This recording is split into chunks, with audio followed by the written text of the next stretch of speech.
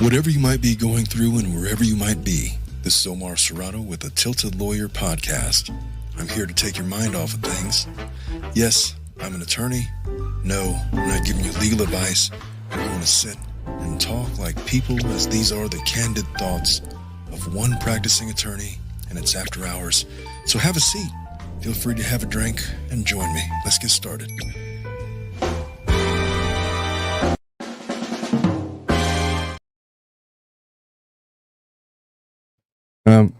Good morning, everybody. This is Omar Serrato of the Tilted Lawyer Podcast.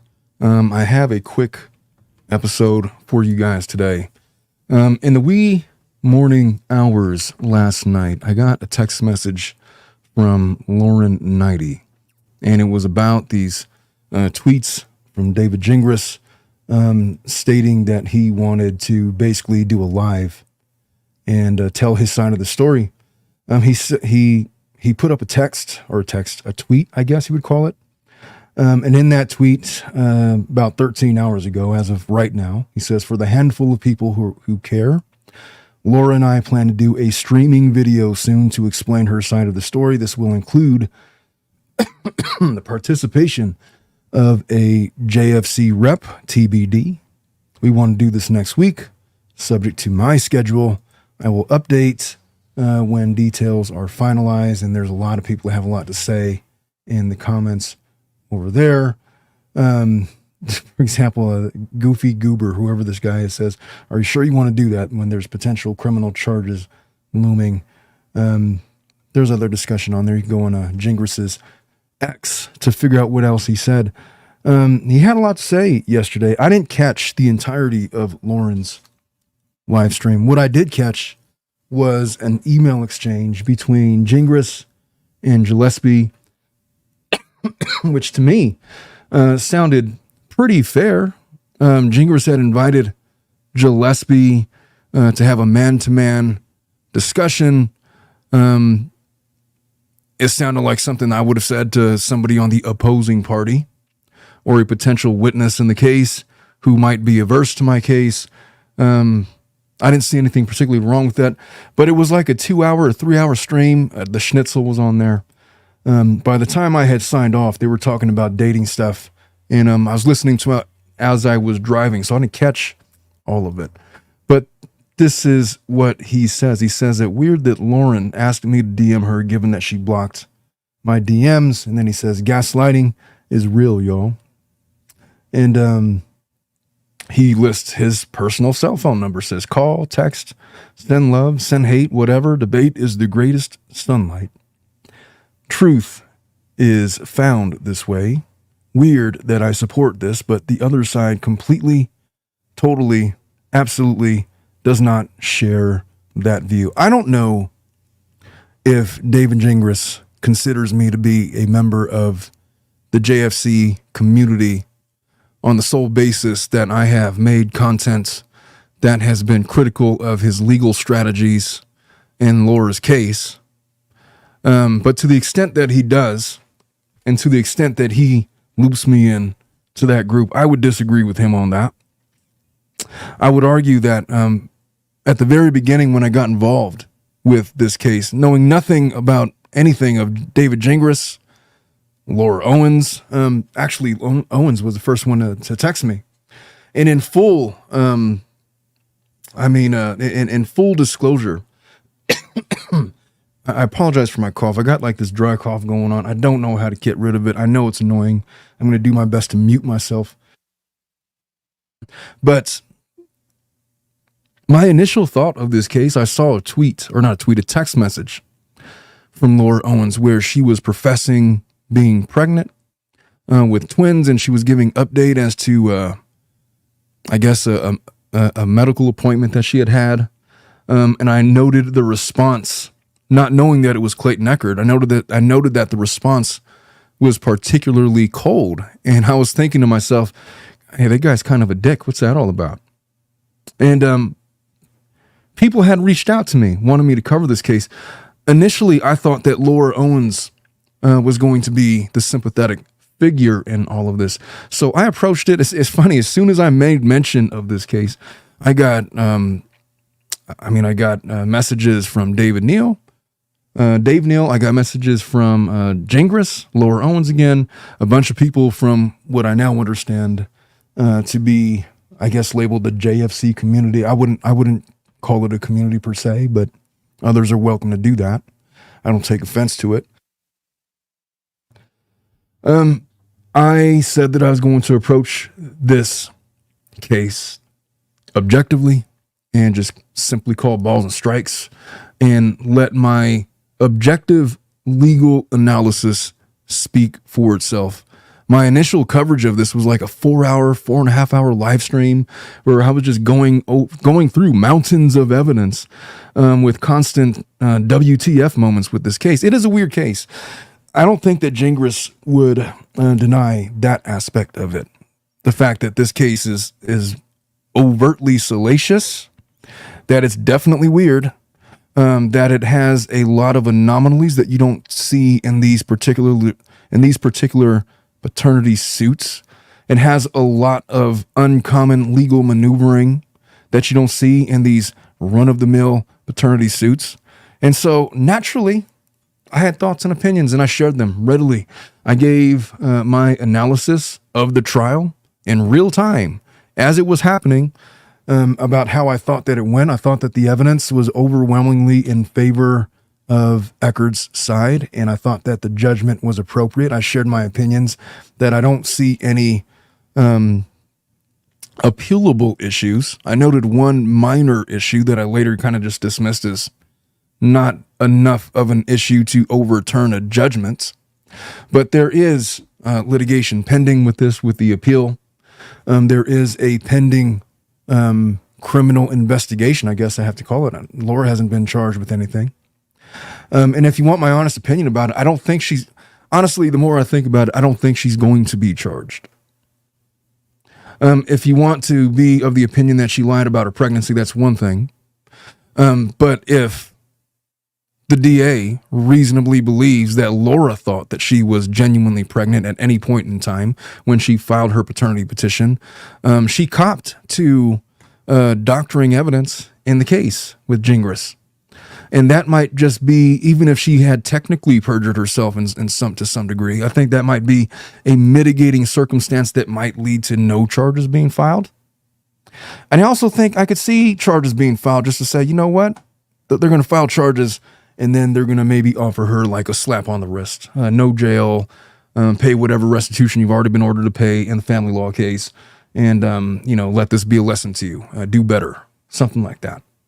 I've shared that opinion. I have questioned openly the legal strategies of Gingras as being anomalous insofar as I know of no other attorneys that agreed with that particular strategy. I've been openly critical of the way that he's taken this public by and through his post to X and his personal blog, and interacting with the internet at large about the finer points of this case. That's not a strategy that I've ever seen. And I would find it fascinating to have a sit-down talk with Gingras to talk about all of it. One of them is top of mind is you got to talk. You got to explain it to me like I'm five about explain to me why you had to call 911 for a subpoenaed witness on the strength of a restraining order that was in another state, where there was protections in place and rules of court that allowed for him to be there. I need to understand. I've read his legal reasoning and his pleadings. I disagreed with it. I'd love to hear it from just lawyer to lawyer. Interesting that he tried that. I'd just love to know what his thought process were.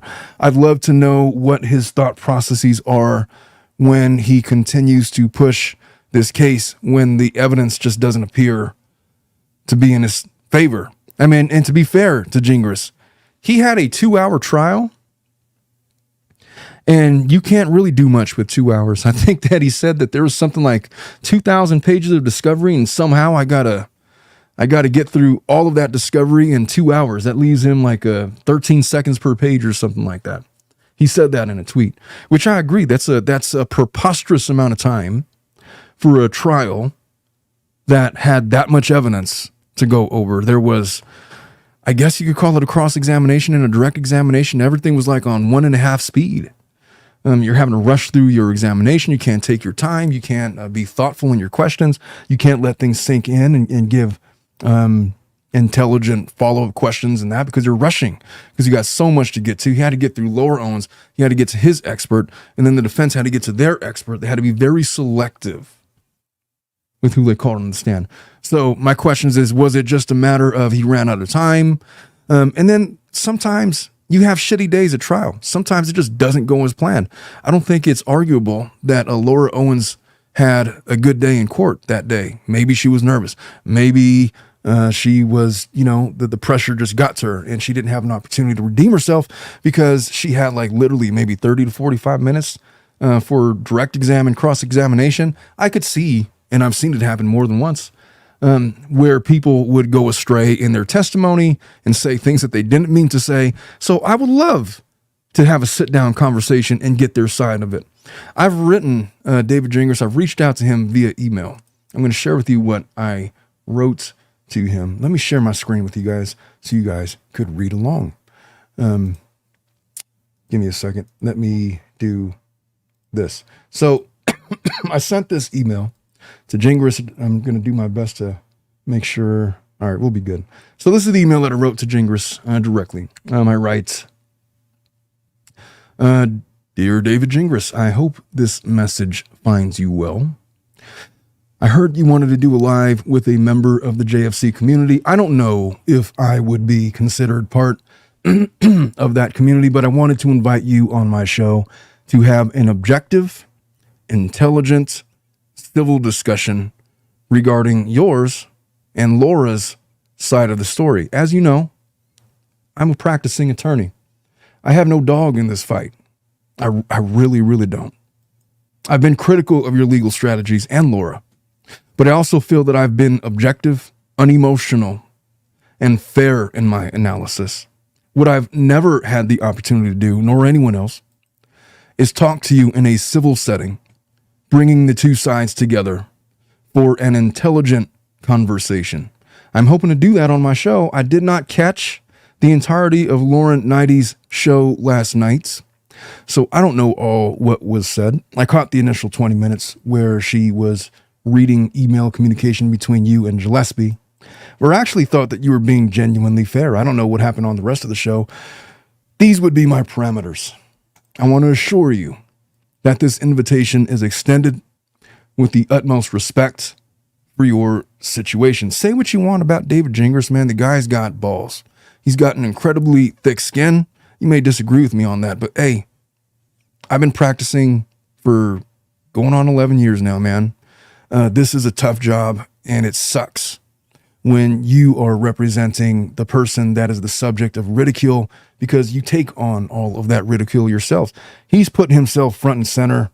Whether or not you want to disagree with what he's had to say, and many of you do, and I still do to this very moment, you can't deny that the guy's got an ironclad set of balls to be able to want to do one of these lives with a JFC representative and answer a question. I'm imagining, he said he wants it to be a debate. I had something else in mind, but if he wanted to go the debate route, I'd be open to that as well. But in the interest, I would want it to be like a civil thing. It doesn't have to be like I'm throwing daggers. It doesn't have to be like we're a duel to the death. Just help me intellectually understand your side. That's all I'm trying to do. Like he said, debate is the truth of light or something. Like he said something like that. Where did I leave off?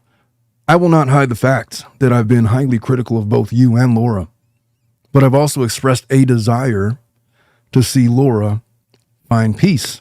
I expressed concern over her well-being, and I certainly have my opinions on her legal arguments, but I offer the following commitments.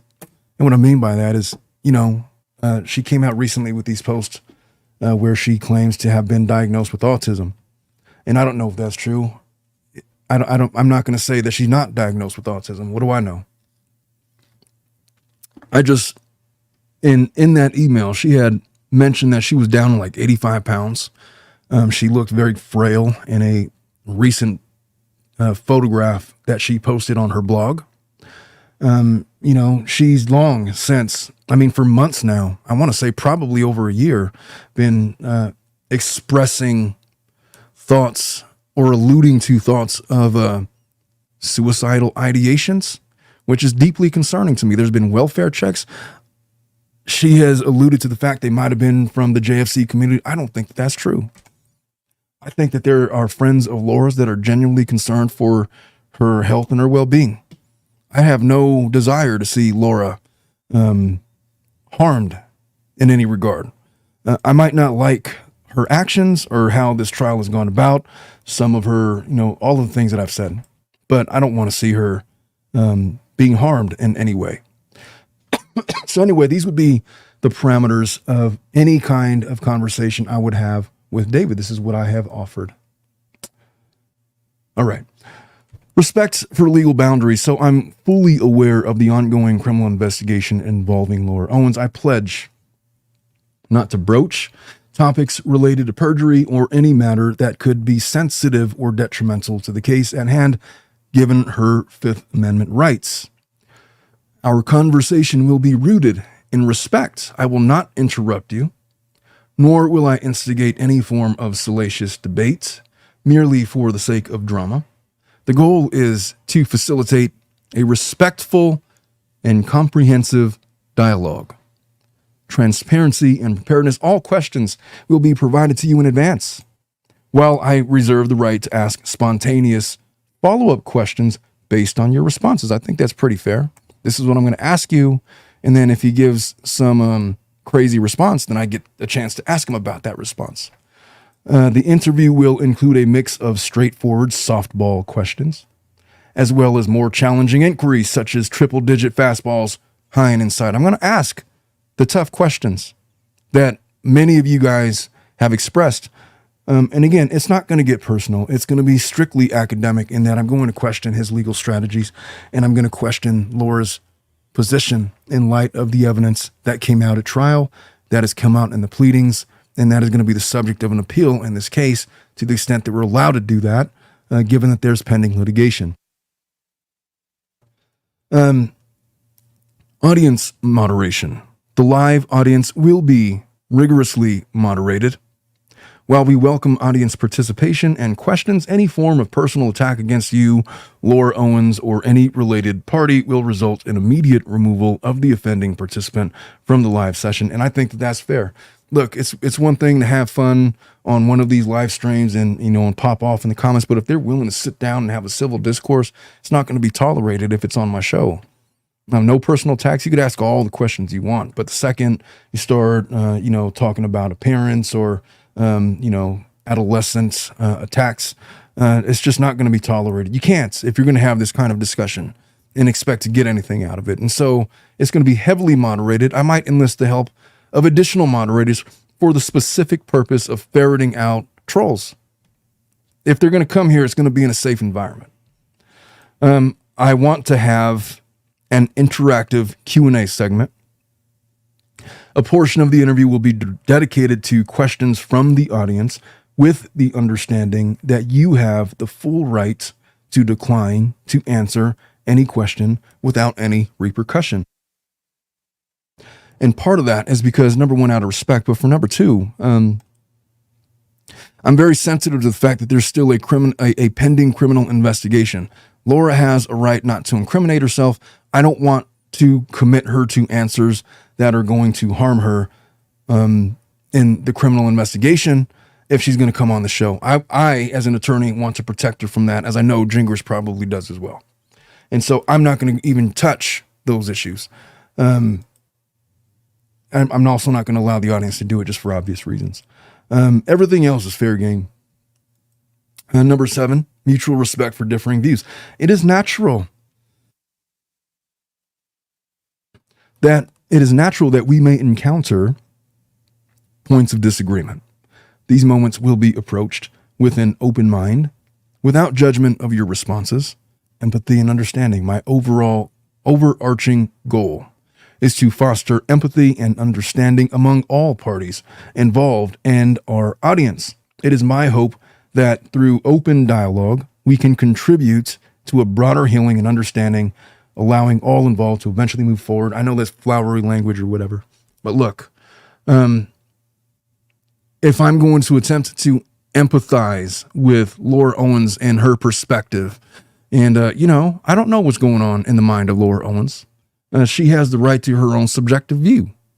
I have the right to criticize that based on my objective intellectual knowledge of what I know.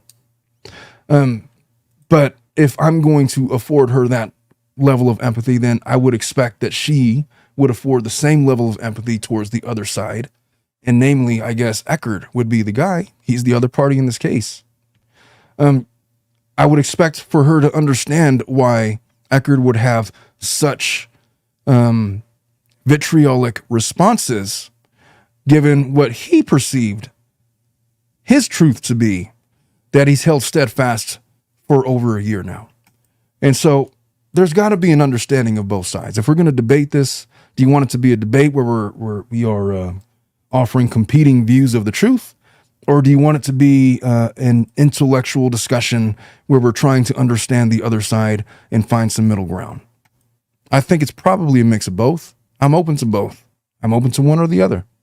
It would occur at a date and time of his choosing, provided it doesn't conflict my court schedule.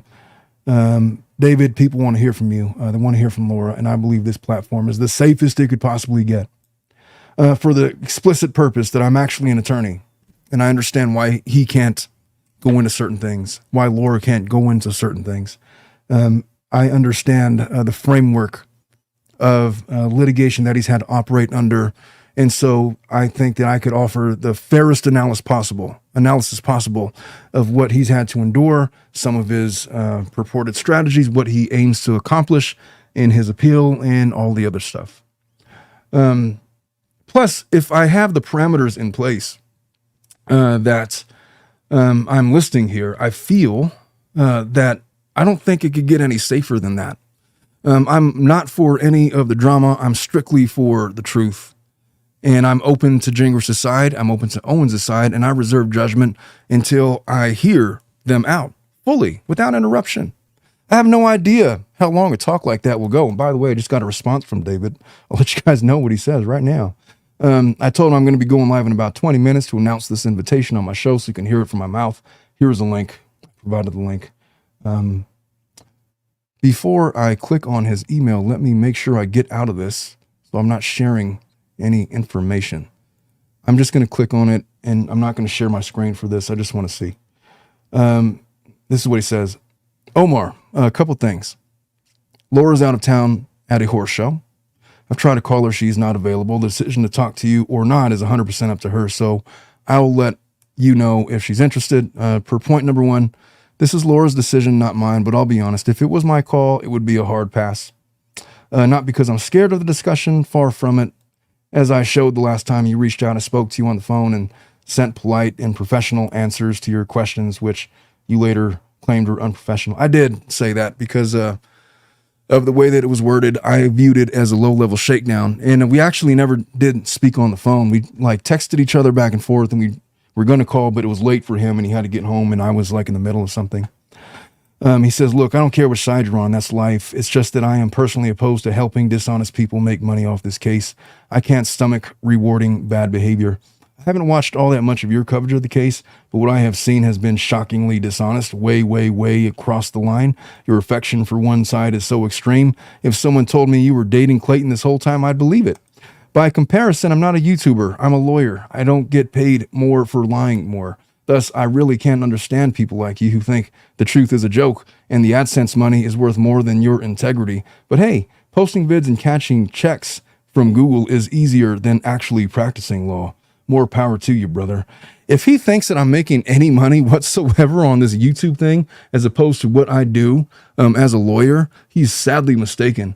I'm taking time out of my day to sit here and appease him and Laura Owens' side. I have offered my analysis, and guess what? 99% of the lawyers that I've spoken with, 100% of the lawyers that I've spoken with agree with my side. I have yet to find a lawyer that agrees with his strategy or anything that he's done. So if that's it's some of the same garbage that he has expelled in his tweets. And so that's not very helpful, is it? If he's going to come off and say those things after everything that I've offered, then I can't take him at his word when he says that he wants to debate. He says truth is the way. He's saying that he's claiming that people like me are not interested in the truth. We're interested in this one side thing. Look, I'm giving him an open forum to discuss his side, and he can make it a debate. He can make it as salacious as he wants to make it, or it could be a civil discourse. I am prepared for anything. So look, ball is in his court. I guess he's leaving the decision to Laura. He writes this. He says that, what did he say? For the handful of people who care, Laura and I will be doing a stream. They will include participation in the JFC rep. We want to do this next week. I will update when finalized. He says that he has other things to do, but since the other side has revived this discussion, and not really, I don't understand how the other side has revived the discussion. As far as I'm aware, myself, Dave Neal, Megan Fox, most of the people that were posting on this case are not posting on it anymore, except, when it serves the public discourse that they want to hear my take on a Laura Owens article. And I've offered my honest opinions pretty unabashedly and honestly. So I offered him, and yeah, I did say that his responses were disingenuous, because I asked him point blank. So look, all of the evidence on the JFC Reddit, on the JFC wiki page or whatever, all of those things, how much of it is bullshit? It's like, I haven't read any of that shit. It's like, come on, man. You've been representing her since March. You can't tell me that you're not aware. You seem to have deemed a community, the JFC community, and yet you're not aware of a Wikipedia page that houses evidence going back 10 years of Laura Owens dating relationships. That was disingenuous.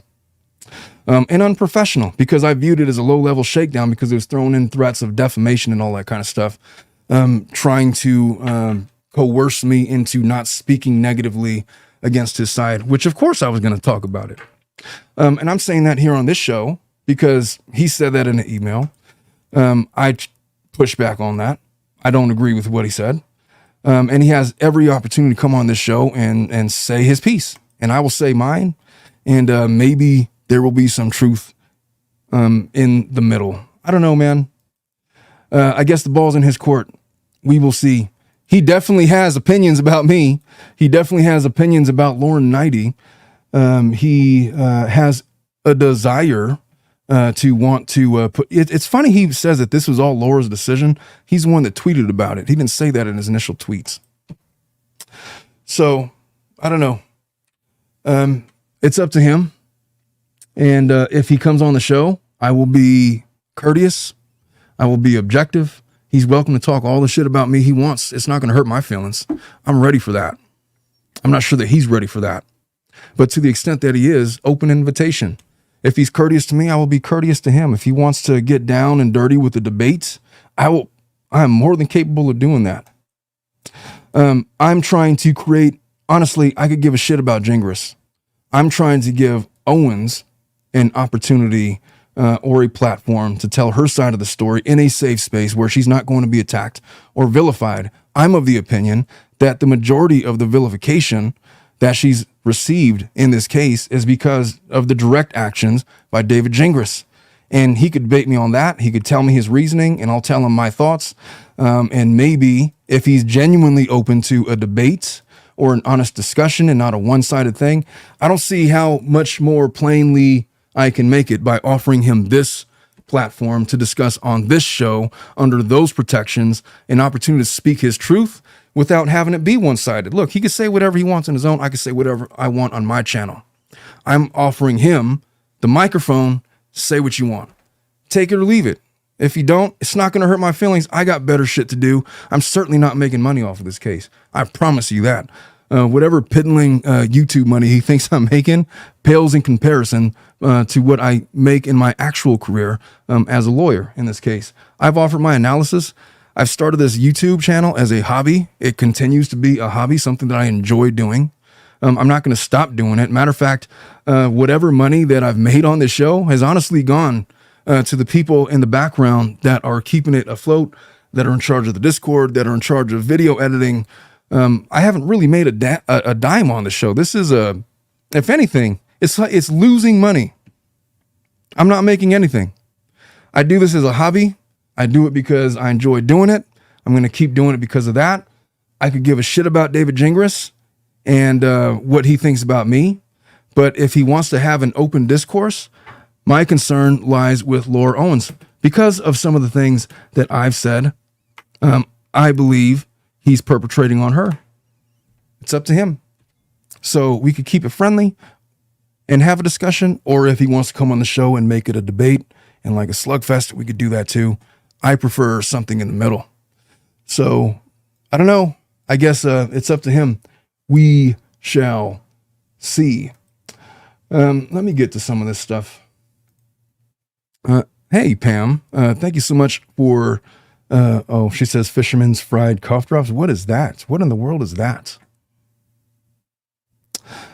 Stark has been a member for a month now. Thank you for that. Iron Rabbit is a new member. Thank you so much for becoming a member. And she has gifted, well, I don't know if it's a she or a he, but they gifted 5 Tilted Lawyer memberships to the unsuspecting public. So thank you guys for that. I don't know. So there it is. What do you guys think? That is my open invitation. You guys saw in real time as I received Jingras' response. And so, I guess stay tuned. We'll find out next week what he wants to do. I don't expect at all that he's going to come on my show. I hope he does. If he doesn't, then, oh well, but we'll see. So, we will see how that goes. Thank you guys for tuning in. I love you guys a lot. I got to actually go do some lawyer stuff. And Stir Crazy says, please do not go on his channel. Ask him to come on yours, and we will support your channel, but not his. I guess that's the dilemma, isn't it? I don't know. Maybe I could demonetize the show. I literally don't give a shit about whatever money he thinks I'm making from the show. As a result of him, 98% of the videos I do have nothing to do with him. I've done maybe, I don't know how many videos I've done, close to 300 now. Videos and lives. Maybe 8 of them have been on Owens since May. He's not the main driver of content on my show, I'll tell you that. Bruce, what's up, Bruce? He says, I would not do a discussion. He does not appear to be an honest interlocutor. If they had convincing evidence of pregnancy and paternity, they would have provided it already. Too late. Well, I guess that's one of my points of contention, is that there was a whole trial. I assume that he put up his best evidence. There was evidence that was disclosed by both sides. There was admissions to falsified pregnancy documents. There was expert witnesses that gave their analysis of those tests, and people made decisions. I don't expect there's going to be any greater evidence to come out in that, because you're right, it's too late. You couldn't even present that in an appeal because it wasn't offered in the trial. So there is that. How do I do this? Leisha Fiorini is a new member. Hey, thank you so much for joining the family. We love you lots. Nothing like it with the 2 says, you made $2. Bite me, Laura. That's not even $2. That's more like $1.09 because of the YouTube takes their cut. But I will make sure and invest that into a Fiji water for Melissa, who's no longer present. So there is that. And hey, Fiorini gifts 10 Tilted Lawyer memberships to unsuspecting non-members who might be in the chat. So tell me what you guys think in the comments. What kind of questions would you guys ask if given the opportunity? I've laid out my parameters. I've not made it a secret what I think of David Gingras. He's not making it a secret of what he thinks of me. I think that it would be a productive show if he were to show up. If he wants to, if it really bothers him that much, I would welcome demonetizing the show. for the strict purpose of getting his side out there. I'm not trying to make what does he think? I'm gonna make my $20 and take a month-long vacation to Italy? Come on, man. He knows better than that. So look, he could call me a YouTuber all he wants. Bottom line is I'm a lawyer. That is my main career. I do this as a hobby. I do it for fun. And if he wants to criticize people that do those kinds of things, I'm sure there's lots of things in his personal life that people could criticize as well. I choose not to, because I guess let's take it back to 2016. We're going to rise above. When they go low, we go high. Should I bring that back? I don't know, folks. Start with the 50. Thank you so much for doing that. Get the Fisherman Friend cough drops. Much. What in the hell is that? I'm going to Google it right now. Fisherman Friends cough drops. It's really a thing. It's on Amazon for 6 packs for $20. I'll try it. I will try it. It says that it's extra strong. Temporary relief from cough and sore throats. I've been using, what do you call it, man? Halls. Doesn't really do anything.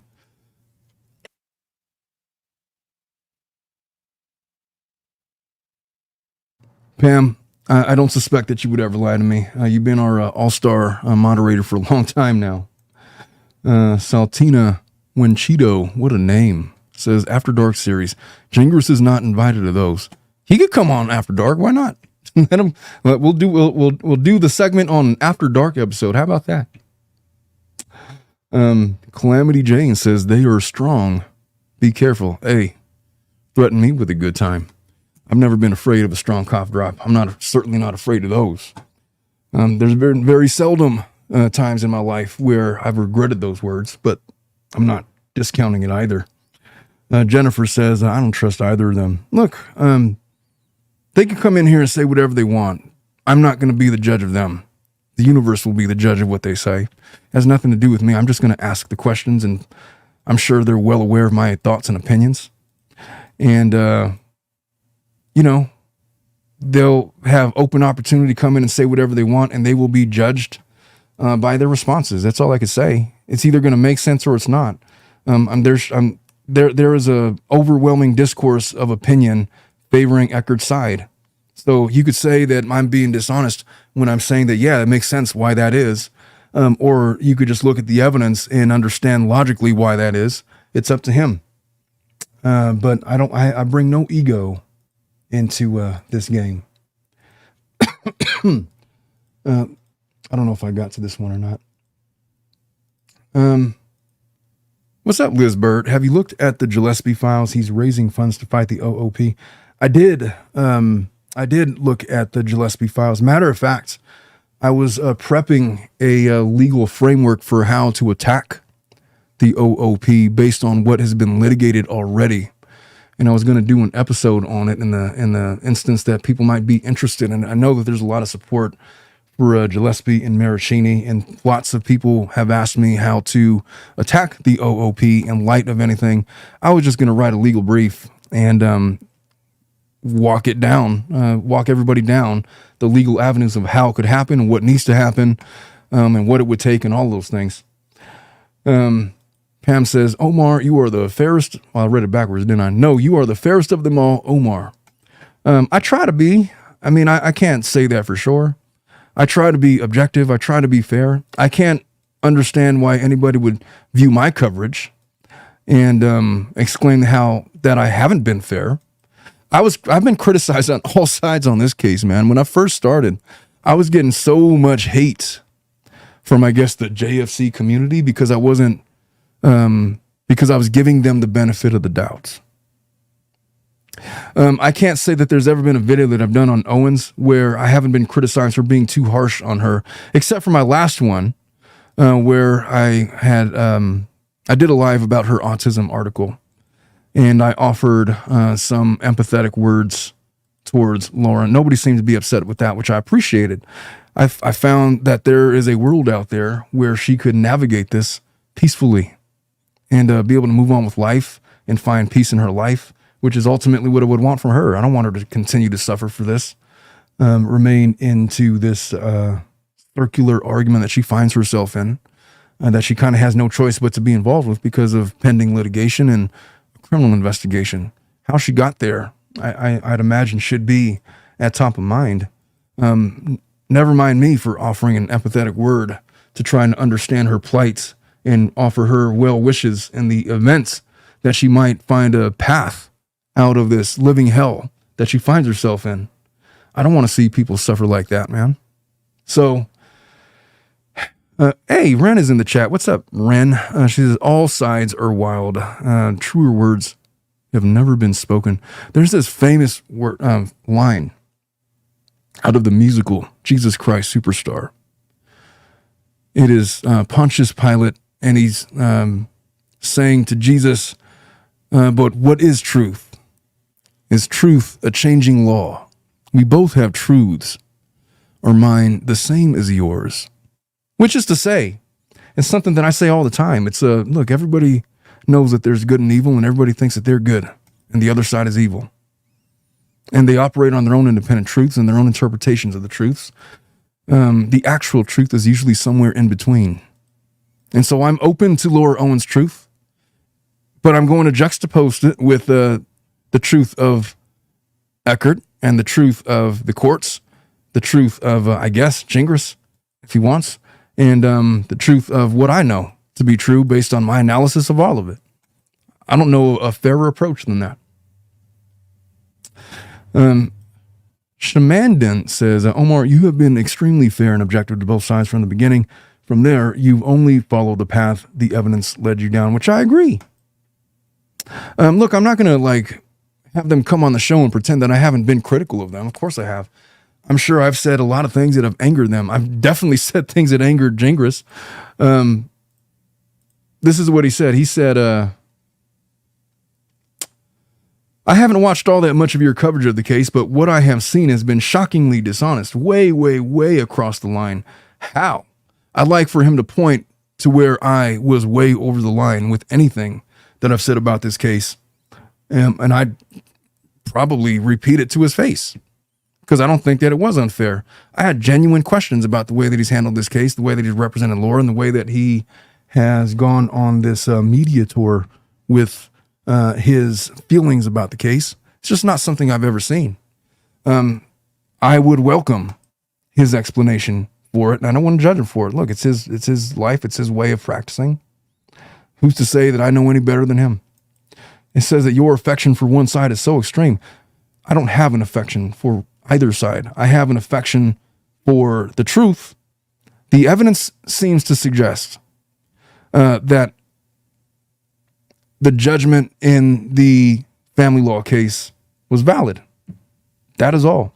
And I've offered many hours of analysis as to why that is.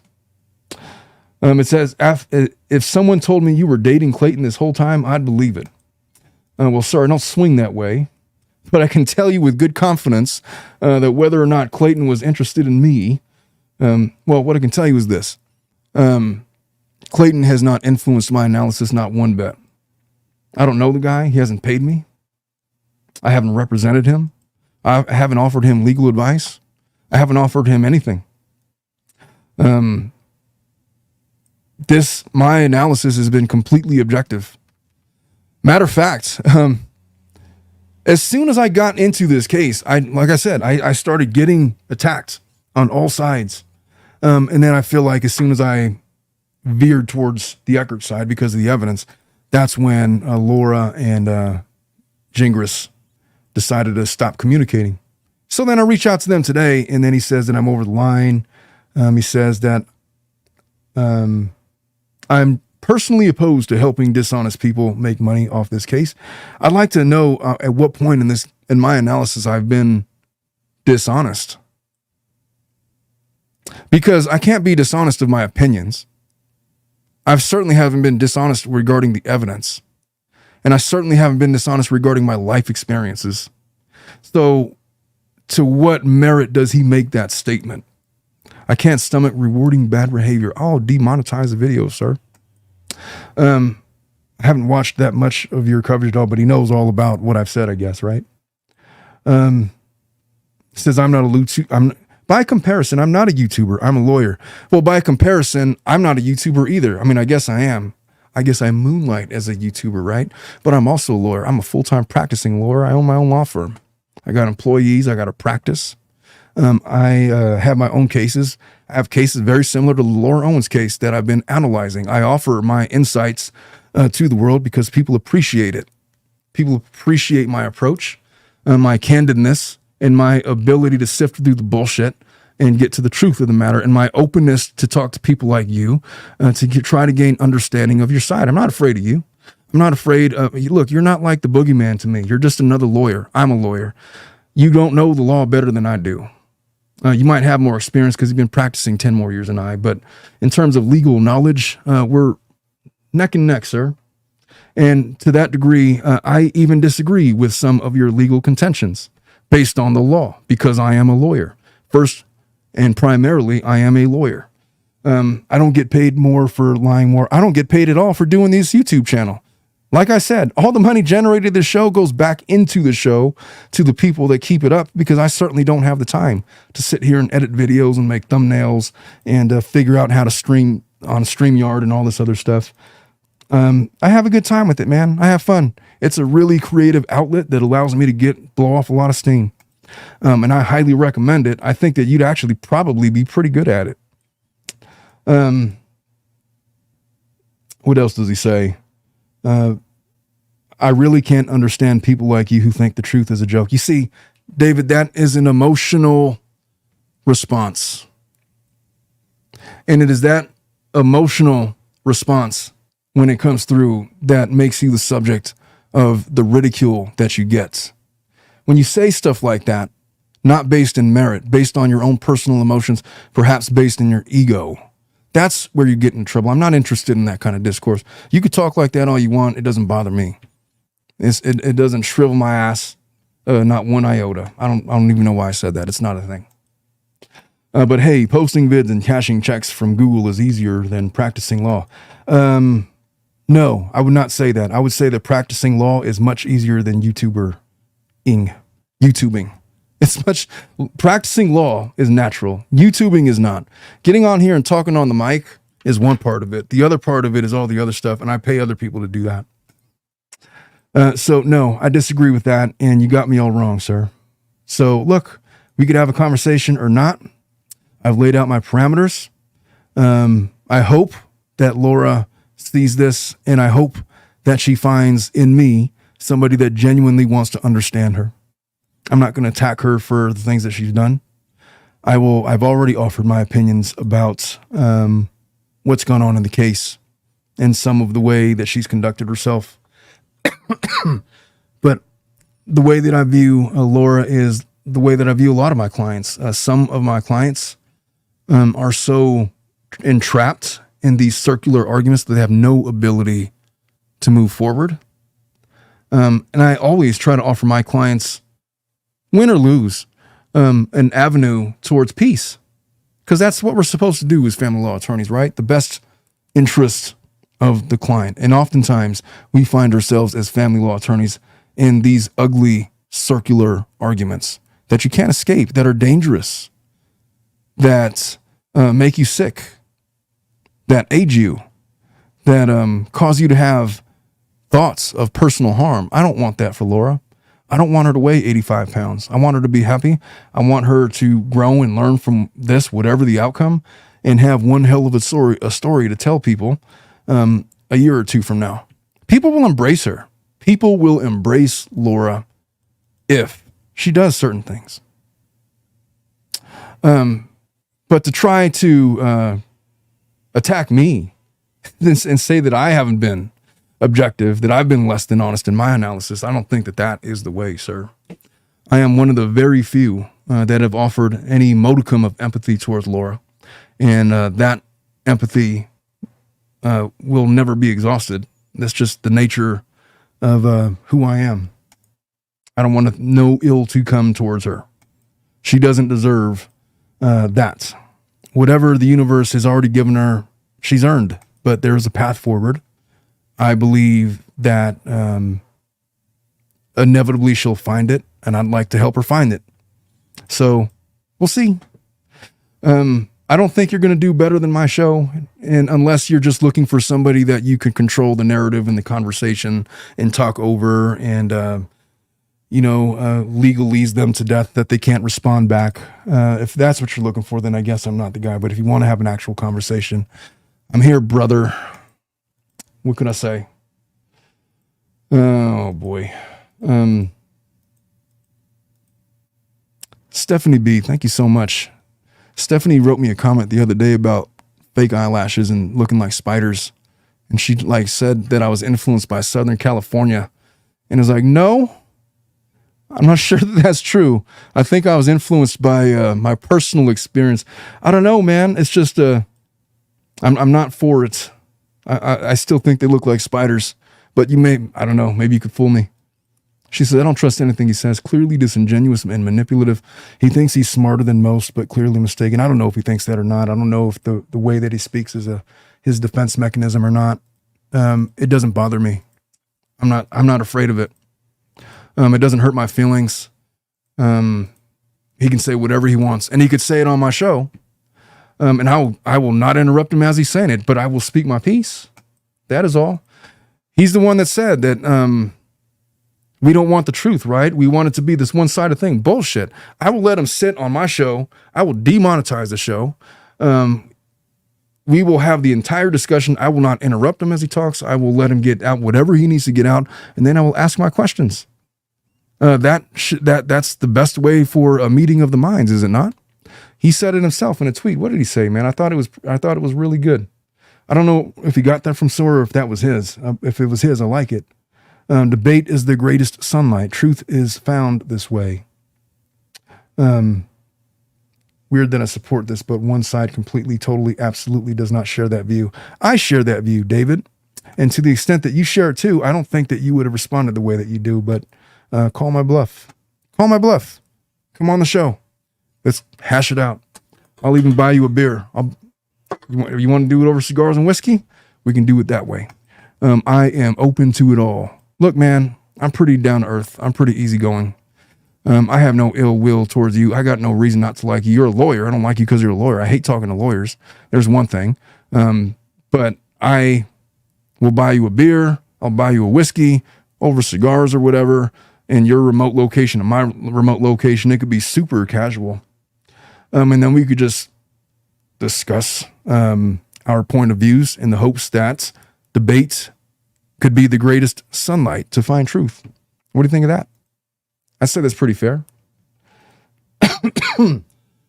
Oh boy. General T says, I almost started liking Gingras, but once he attacks the creators, I'm like, then F him. Well, maybe it's a personality flaw. I don't know. It really doesn't bother me. It may bother others. It just doesn't bother me. I get it, man. I really do. Nothing like it says, look, Laura, facts matter. Yeah, we'll ask her about the facts. I even have posited scenarios about maybe. Look, one question is, there's an obvious question, right, about the method of intercourse that night.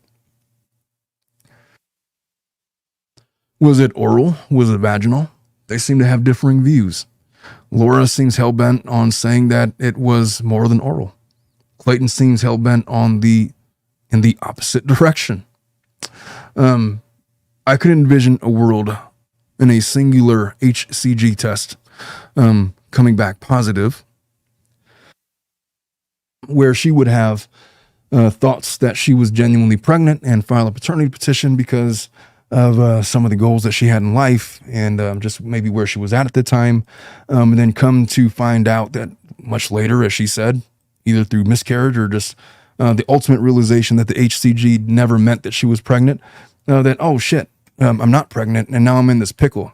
Tries to dismiss the thing. Clayton's pissed because of, for obvious reasons. And well, here we end up. So, I mean, I could see that. I could even empathize with it. I just need to hear her explain the logic and the reasoning. And I don't want it to be in the form of like a blog. I'd love to actually just talk to her about it and just gain some understanding from her. I'm not going to attack her, man. I'm not going to judge her for whatever her methodology is. Others can do that. I'm certainly not going to. I just want to understand her. I don't think that attacking her in the midst of an interview is the way to find peace or is the way to find her truth. And so I'm going to be hyper geared towards that. Stephanie says, I think I already read yours, Stephanie. The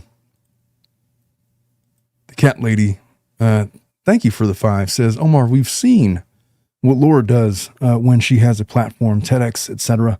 She lies and defames people who are innocent. This is a bad idea. I don't think it is. Because look, she could say whatever she wants. She will be subject to the same defamation laws as everybody else that Gingras has threatened everybody with when they've discussed their opinions on this case. She can have opinions, but if she spouts off false facts, then that might be grounds for others to bring defamation claims against her. It swings both ways, man. So I don't fear that. I am giving her the benefit of the doubt that she will genuinely come on and offer her truth in a way that doesn't hurt anybody. And if, for what it's worth, there would never be a situation if it got out of control where I would allow it to continue if it just became like a pissing match of like excoriating Clayton Eckert and all these other people. And look, I would monitor it because that protection has to go both ways. She could speak her truth, but I'm not going to let it get out of hand. Just as like I'm not going to go out of my way to go after them, Gingras included. I would expect that they would offer the same respect. And the fact that I'm doing it, it means I'm controlling it. It means I can shut it down at any time if I think that it's getting out of hand. I just don't think it will. That's just not my experience when I do these kinds of things. Pam says, don't go after my fake eyelashes. My small eyes need big lashes. You know, I told my wife, I was like, she used to wear them lashes, and I was like, and I kind of like backhanded way is like, the stupidest thing that women could do was wear them fake eyelashes. They look like spiders. They look like bugs on her face. And then after I said that, not directing it at her, I never saw her wear those ever again. It was hilarious. I don't know if it could be classified as reverse psychology. Look, I don't have anything about people that do that kind of stuff. I don't know if I have that phobia about like men have a fear of women that put like fake things on their face.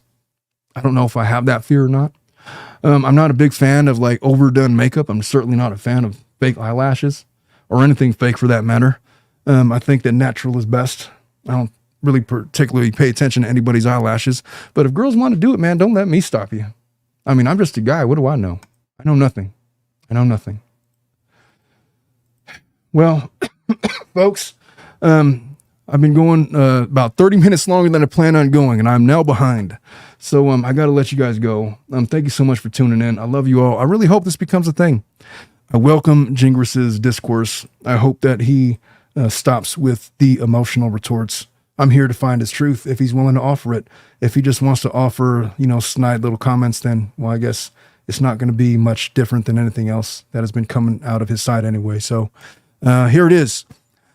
He threw down the gauntlet yesterday. He says that people from the JFC or content creators like me are not interested in the truth. We're interested in Google AdSense money and making money on shows and one-sided presentations of evidence. I call him out. I'm calling his bluff. I'm saying bullshit. Come on the show then. I will demonetize the show. I will make sure that nobody's profiting off of it. And then you could speak your piece and offer Laura Owens' side. And look, if he does his own show and it's just him and Laura Owens and some random member of the JFC community that doesn't have the legal expertise to call him out on his bullshit, that shouldn't be the definition of what he said, where two people there's this meeting of the minds.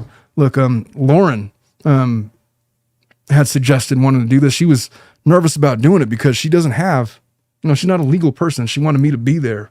It's like, well, hell yeah. I mean, and by the way, I would love if Lauren Knighty were to come on the show with myself. I